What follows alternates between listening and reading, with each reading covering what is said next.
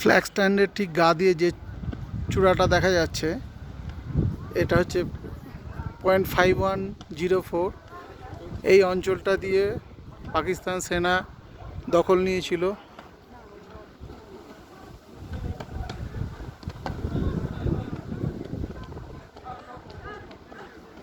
দূরে যে ডান দিকে চূড়াটা দেখা যাচ্ছে সেটি টাইগার হিল।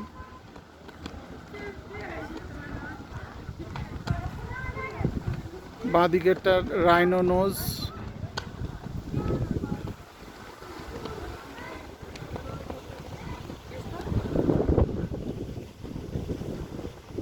এটা বোফোর্স কামান। কার্গিল যুদ্ধে খুব ভালো একটা ভূমিকা পালন করেছে এই কামান।